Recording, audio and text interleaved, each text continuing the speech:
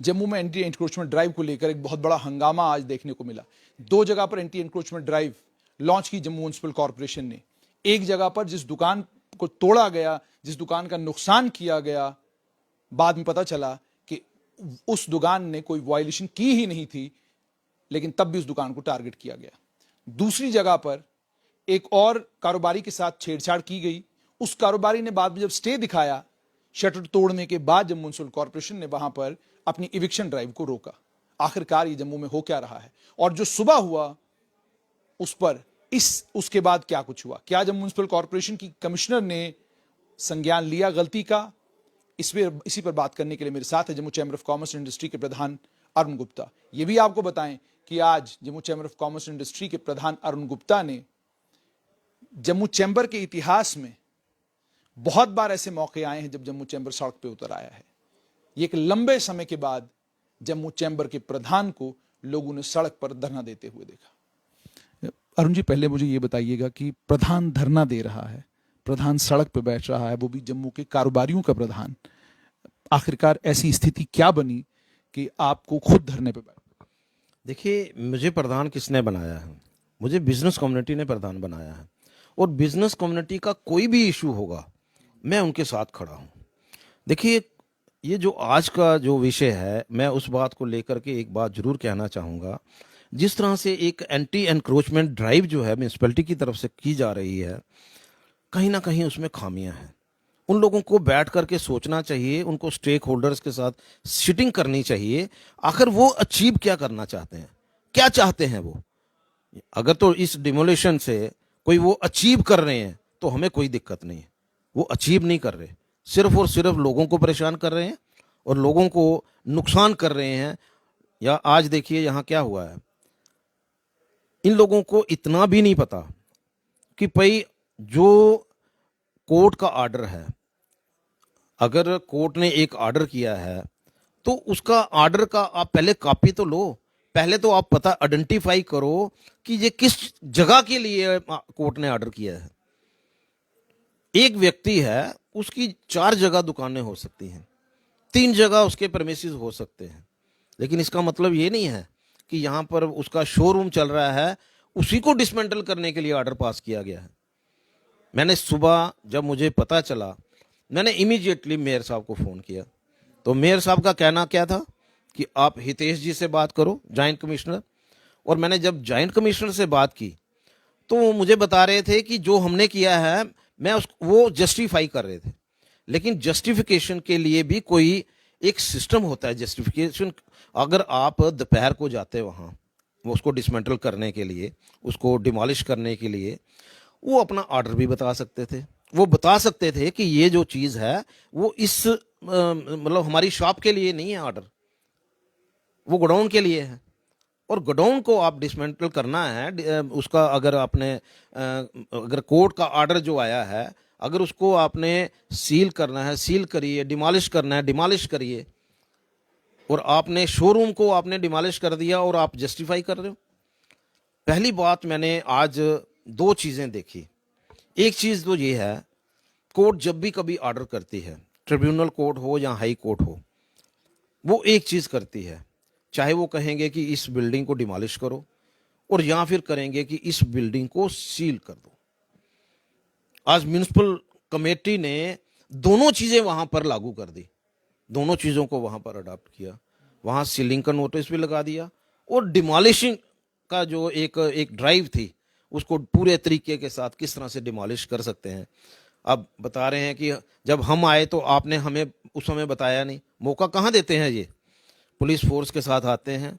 जब वो आए, जो वहाँ का जो ओनर है दुकान का, जब वो आया कि आप गलत कर रहे हो, और उन्होंने पुलिस वालों को ऑर्डर किया। अब पुलिस वाले जो हैं उन्होंने तो वही करना है जो लॉ कहता है। उन्होंने उनको उठाया, जीप में बिठाया, पुलिस स्टेशन ले गए। उनको इतना मौका नहीं दिया गया कि वो अपनी बात को रख सके। और ये डिमोलिशन ड्राइव जो है, अगर आप ये कहते हैं कि हम वही चीज़ कर रहे हैं जो लॉ कहता है, आप लॉ को फॉलो कर रहे हो। जैसे अभी आपने मेरे को बताया, मुझे और भी बहुत सारे ऐसे इंस्टांस जो हैं वो बार बार आ रहे हैं। अगर कोर्ट ने कहीं स्टे दिया है तो आप उसको कैसे डिमोलिश कर सकते हो, उस बिल्डिंग को कैसे सील कर सकते हो? लेकिन कोर्ट जो है उसका ऑर्डर भी मानने के लिए जो म्यूनिसिपैलिटी वाले तैयार नहीं हैं। और इस तरह की जो एक ड्राइव चल रही है, ये सिर्फ और सिर्फ जम्मू के लोगों को, मैं स्पेशली कहूँगा सिर्फ और सिर्फ जम्मू के, मैं चाहता हूँ कि ये लोग जो हैं आज की जहाँ पर जो अपने आप को बड़े ईमानदार और बड़े एक्टिव जो हैं, ये लॉ अबाइडिंग पर्सन कहते हैं कि हम लोग जो हैं एज पर लॉ कर रहे हैं, इन लोगों को जरूर कश्मीर में मौका मिलना चाहिए एंटी एनक्रोचमेंट ड्राइव का। कुछ समय के लिए वहाँ पर जरूर इनको मौका मिलना चाहिए, क्योंकि ये देखिए जम्मू जो है एक पीसफुल प्लेस है। हमने हमेशा यही चाहा है कि यहाँ पर जो सिस्टम है और अच्छे से, मतलब मैं आपको बताता हूँ कि मैंने 22 सितंबर को जो बंद की कॉल दी, और आप हिस्ट्री में देख लीजिए इस तरह की कॉल जो है, इतनी पीसफुल कॉल जो है बंद, वो कभी हिस्ट्री में नहीं हुआ होगा। हमने लोगों को आगाह किया कि आपको पीसफुल रहना है।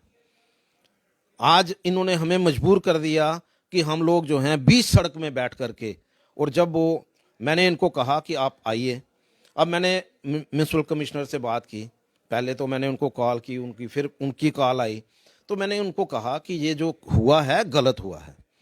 तो उन्होंने कहा नहीं जी ये ठीक हुआ। मैंने कहा एक काम करिए, जो ऑर्डर की कॉपी है वो पहले अपने टेबल पे मंगवाइए, जब आपके टेबल पे वो कॉपी आएगी फिर आप मुझे भी कॉल करना, फिर मैं आपको बताऊंगा कि गलत क्या हुआ ठीक क्या हुआ।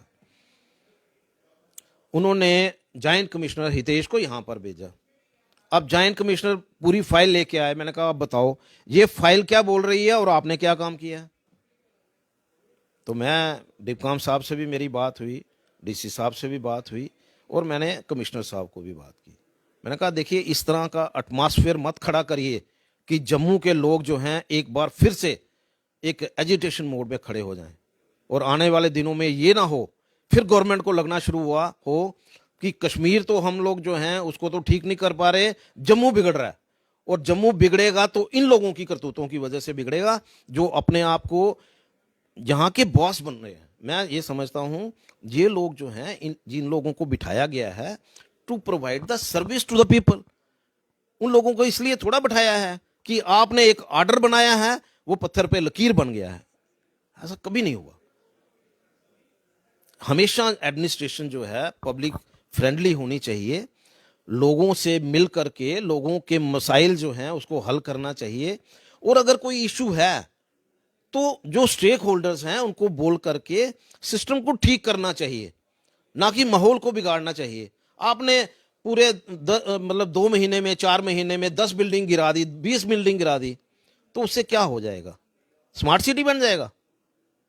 वो 20 बिल्डिंग जो हैं उन लोगों ने जो खून पसीने की कमाई लगा करके बनाए हुए हैं, और जिन लोगों ने उनको साथ मिल करके वो बिल्डिंगें बनी हैं उनके खिलाफ क्या एक्शन है गवर्नमेंट का? लाखों करोड़ों रुपए लगा करके लोग बिल्डिंग खड़ी करते हैं, कहीं वायलेशन करते हैं, इमीडिएटली उसको स्टार्ट में ही कह दो कि आपने ये गलत किया है, इसको हम लोग जो हैं आप अपने आप में ठीक कर लो, या हम इसको दूसरी ड्राइव में लेके आएंगे। लेकिन ये कोई तरीका नहीं है। 25 साल से ये बिल्डिंग चल रही है, 25 साल। जी आज क्या हुआ फाइनली, जब म्युनिसिपल कॉर्पोरेशन ने कोई जवाब दिया? क्योंकि इस समय वहां पे दिख रहा है कि वो शटर वेटर वहां पर उठा रहे हैं। बिल्कुल, शटर मैंने वहां से इमीडिएटली, उस समय हमारे एडिशनल डीसी घनश्याम जी थे वहाँ, और जॉइंट कमिश्नर भी आए थे, उनके साथ टीम आई हुई थी, और मैंने वहीं पर उनको कहा कि एक तो जो नोटिस जो है सीलिंग के नोटिस उनको इमीडिएटली हटा दीजिए, और इनको परमिट करिए कि ये शटर लगाएं, क्योंकि ओपन में पड़ा हुआ कब तक ये ओपन में पड़ा रहेगा? करोड़ों रुपए का सामान अंदर पड़ा हुआ है, उनके लॉस का कौन जिम्मेवार होगा? क्या म्यूनसिपैलिटी वाले 4 लोग वहां पर बिठाएंगे कि रात को कोई चोर ना आकर के वहां से सामान उठा जाए? तो मैंने कहा इमीडिएटली आप एक तो वो सीलिंग वाले जो हैं उसको हटाइए, इनको परमिट करिए कि ये शटर लगा सकें। और उसी समय उन्होंने ये कहा, मैंने पहले कहने लगे जी नहीं जी हम लोग ऑफिस में जाकर के कार्रवाई करेंगे। मैंने कहा ऐसा नहीं, टेलीफोनिकली आप इसकी परमिशन लो, वहां पर आप अपना करते रहो कार्रवाई, इसको हटाइए और उनको परमिट करिए कि ये लोग जो हैं ये शटर लगाएं, ताकि इनका जो अब नुकसान हो चुका है, लेकिन जो रिमेनिंग पार्ट है वो तो बचे, कम से कम रात को चोरी तो ना हो। इतना सामान पड़ा है, इतना बड़ा शोरूम है और सब कुछ ओपन है वहाँ। मैं समझता हूँ कि ये एक शोरूम की बात नहीं है। मैं सभी के लिए मैं आपके माध्यम से म्युनिसिपल कमिश्नर से ये रिक्वेस्ट करना चाहूँगा कि इस तरह का माहौल ना खड़ा करें कि जिसकी वजह से लोगों को सड़कों में आना पड़े। और सड़कों में आने से सिर्फ और सिर्फ लोगों को नुकसान नहीं होगा, गवर्नमेंट को भी बहुत नुकसान होगा। क्योंकि अब जो होगा वो जो पिछली शांतिपूर्ण हमने एक प्रोटेस्ट बंद की थी, आगे जो है वो उसका सिस्टम कुछ और होगा। तो मुझे लगता है कि ये बातें जो हैं एडमिनिस्ट्रेशन को समझनी चाहिए और एक पीपल फ्रेंडली जो है एडमिनिस्ट्रेशन आज की डेट में होनी चाहिए। लोगों की बात सुने, अगर आपको लगता है कहीं गलत हैं आप उनको कहिए कि आप गलत हो। मुझे इसमें मैं किसी एनक्रोचर के साथ नहीं खड़ा, अगर कोई एनक्रोच करता है मैं उसके साथ नहीं खड़ा, लेकिन एक तरीका है, एक वे आउट निकालना जो है हमेशा गवर्नमेंट का काम रहा है, एक रास्ता निकालना जो है हमेशा इनका काम रहा है। और आगे भी रास्ता निकाल करके और इस तरह का माहौल खड़ा करें कि जो 2 साल से हमारे बिजनेस कम्युनिटी के लोग आगे ही सफ़र कर रहे हैं, वो आगे सफ़र हम लोग उनको होने नहीं देंगे। अगर होंगे तो फिर हमें दूसरे तरीके के साथ, फिर मैंने वही कहा कि फिर हम लोग जो हैं सिर्फ हम सफ़रर नहीं होंगे, फिर गवर्नमेंट सफ़रर होगी। अरुण जी, अब फाइनली ये हुआ है कि उनको जो उनका नुकसान हुआ है, क्या उसका कोई कॉम्पेंसेशन सरकार उनको देने के लिए मान गई है? जो नुकसान सुबह जम्मू म्युनिसिपल कॉर्पोरेशन ने किया है, क्या वो उसकी भरपाई करेंगे या उन्होंने माफी मांगकर बात खत्म? अभी कोई ऐसा नहीं हुआ। पहली बात तो ये है थी मेरा सबसे प्रायोरिटी ये थी, उनका शटर लगना चाहिए, क्योंकि रात को वहाँ पर बैठना बहुत मुश्किल है, मौसम चेंज हो रहा है। और मेरी जो सबसे पहले प्रायोरिटी थी कि जो सीलिंग के नोटिस हैं वो निकलें और शटर जो है ये लगा पाएँ। अभी मैंने डीपकाम साहब से भी बात की है, डीसी साहब से भी बात की है, एसएसपी से भी मेरी बात हुई है। अभी मंडे को या ट्यूसडे को एक मीटिंग होगी और उसमें ये इशू जो है, ये इशू अलाइव है। ये इशू ऐसा नहीं है कि हम कहेंगे कि जो हो गया ठीक हो गया, नहीं, ऐसा नहीं है। आखिर उन लोगों की जिन लोगों ने ये किया है, आखिर लॉ है तो लॉ सबके लिए समान है। अंत में आपसे जानना चाहूंगा अरुण जी कि क्या लेफ्टिनेंट गवर्नर मनोज सिन्हा के दफ्तर से आपके साथ कोई बातचीत हुई? आपने बंद किया था, उस समय भी आपने शिकायत की थी कि सरकार हमारी बात नहीं सुन रही है, सरकार हमसे संपर्क साधने की भी कोई कोशिश नहीं कर रही है। क्या कोई संपर्क हो पाया और कहाँ तक जितनी डिमांड्स थी आपकी, जो बातें लास्ट टाइम आपने करी हुई थी, क्या उस पर कोई हेडवे, कोई बात आगे बढ़ी? नहीं, ऐसा नहीं है। जब लास्ट में हमने स्ट्राइक की एक कॉल दी थी, उसके बाद हमें सीएस साहब से मीटिंग करने का मौका मिला था और बड़ी लंबी मीटिंग चली थी। हर इशू को हमने डिटेल में डिस्कस किया था। बहुत सारे इशू जो हैं उनका मतलब हल भी हुआ है और कुछ जो इशू रह गए हैं, अभी नेक्स्ट वीक हमारी फिर से एक मीटिंग है जिसमें हम लोग जो हैं उस जो हमारे पेंडिंग हमारी डिमांड है उसके साथ साथ ये जो नए इशू खड़े हो गए हैं हम वो भी रेज करेंगे। और मैं कोशिश करूँगा, एलजी साहब से भी मैंने एक्चुअली क्या है कि मैं पहले चाहता था कि मैं चीफ सेक्रेटरी साहब से मिल लूँ और उसके बाद मैं एलजी साहब से टाइम लूँगा। और मैं चाहता हूँ कि ये जो सोल्यूशन है, इन चीज़ों का सोल्यूशन निकलना बहुत ज़रूरी है।